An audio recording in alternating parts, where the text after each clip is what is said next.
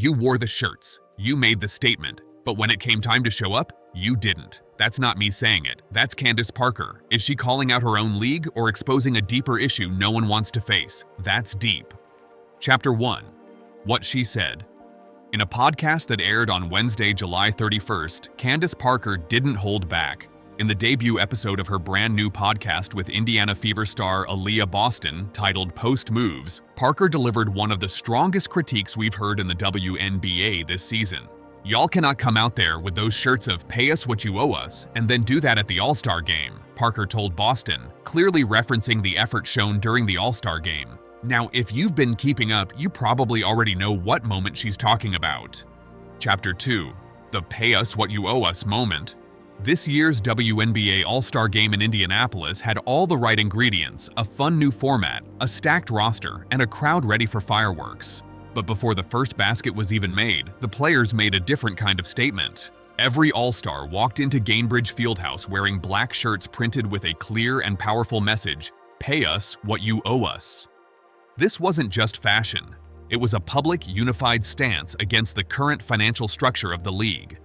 The WNBPA, the players' union, has been deep in negotiations with the league since opting out of their CBA in October. At the core of the debate? Salary increases, better revenue sharing, and long-term sustainability for women athletes. Their statement was bold, even threatening a potential strike in 2026. But Parker's question echoes louder now. Was the All-Star game performance strong enough to match that message? And why do her words matter? Chapter 3. Candace Parker's legacy. Retired Candace Parker didn't just raise a question. She ignited a conversation rooted in her legacy of excellence, leadership, and accountability. With a career that spans more than a decade of dominance, Parker's voice isn't one of mere opinion. It carries the authority of someone who's walked the walk. She's not just a two-time WNBA MVP or a three-time champion or even a two-time Olympic gold medalist. She's a symbol of what it means to demand excellence. Her legacy goes beyond trophies. Parker helped redefine what it means to be a post player, versatile, athletic, vocal, and powerful both on and off the court. She's long been an advocate for women's sports, unapologetically demanding respect, resources, and recognition for female athletes. So, when she questioned whether the WNBA All-Star game truly lived up to the message on those "pay us what you owe us" shirts, it wasn't just commentary, it was a challenge. A challenge not to the movement, but to the execution.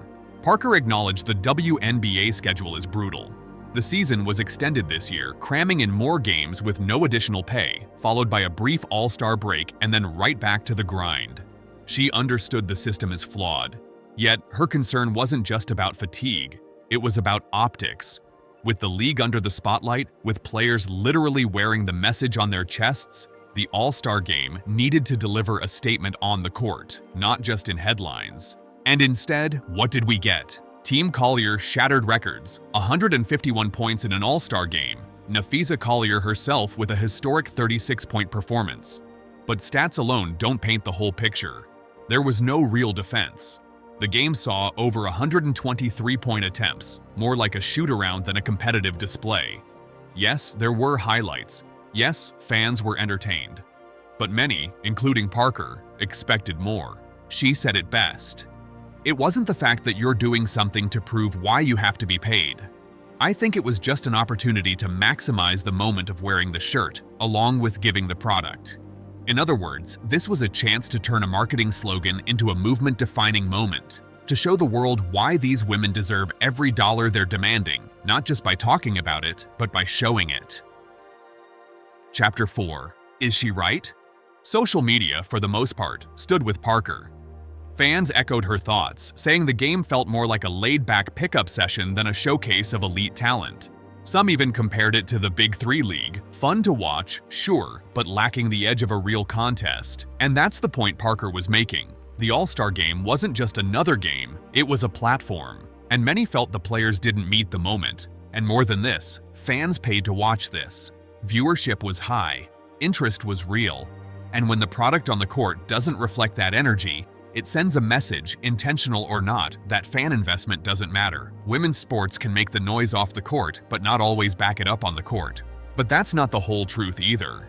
To say WNBA players lack performance accountability all the time would be a lie. These women grind harder than most people know, juggling overseas contracts, WNBA seasons, and now, new competition with Athletes Unlimited and other leagues. Many times they have excelled in the game with their performance. Parker knows this. Her criticism wasn't a swipe at the whole league. It was a spotlight, a call to seize the moment when it matters most. So, who's right? Is Parker pushing too hard, or is she demanding the excellence the WNBA deserves? Should fans give grace to players clearly fatigued, or does the message lose power without matching intensity? It's a complicated truth.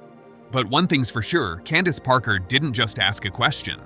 She forced a reflection on performance, accountability, and how women's sports must evolve to earn everything they're fighting for. Is the answer favorable to Parker's point? Or does it lean toward the pay us movement, flaws and all? Comment below, let's see what the collective truth says.